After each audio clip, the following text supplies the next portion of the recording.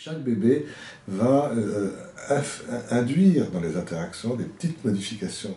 Les professionnels, peut-être plus que les parents, sont amenés à réfléchir à ce que le bébé leur fait sentir. Tel bébé va les rendre, par exemple, un petit peu plus actifs, un petit peu plus intenses, un petit peu plus lents, un petit peu plus rapides, un petit peu plus doux, un petit peu plus transmodal, un petit peu plus unimodal. Et peut-être qu'il y a là la façon pour le bébé de raconter quelque chose de son passé.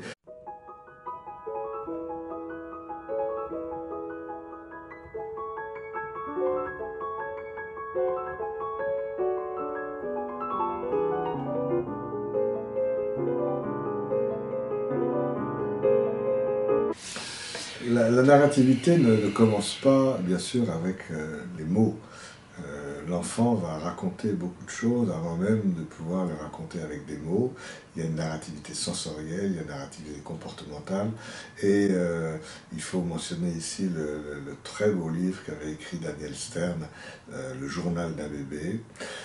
Daniel Stern avait une capacité très particulière de s'identifier au vécu des enfants, à leur monde interne, et il raconte dans ce livre la manière dont des événements sensoriels, comportementaux de la journée, qui pourraient rester indépendants, vont au fond trouver un lien et constituer à la fin de la journée un récit spécifique de chaque enfant et de chaque journée. Le raconter en deçà des mots, c'est raconter avec son corps, c'est raconter avec son comportement. Et les interactions précoces, dont l'étude s'est beaucoup développée depuis 30 à 40 ans, nous donnent l'occasion de penser cet espace d'interaction comme un espace de récit à double sens. Quand on s'occupe d'un bébé, on s'occupe chacun avec son style personnel, différent, selon qu'on est un homme, une femme, jeune, vieux, grand, petit, gros, maigre, etc. Dans nos gestes, forcément, et en deçà des mots, on lui raconte quelque chose de nous-mêmes.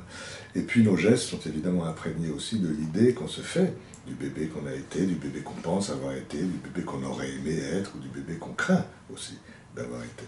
Donc l'adulte raconte, l'adulte a le langage, il peut parler au bébé, il doit parler au bébé, mais en deçà même des mots qu'il emploie, il raconte quelque chose de lui à travers ses gestes. Et en face de lui, le bébé, à sa manière, raconte aussi quelque chose.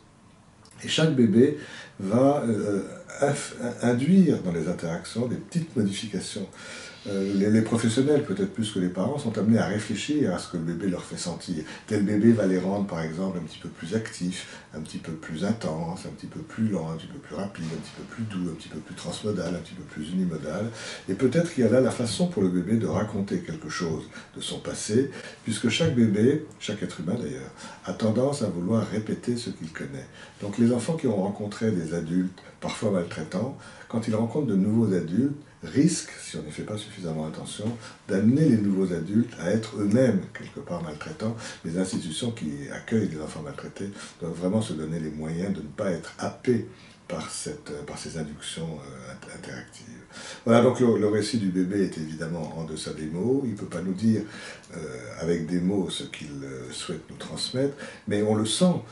Quand on s'occupe d'un enfant, ça nous vient très vite de dire mais qu'est-ce que tu nous racontes là?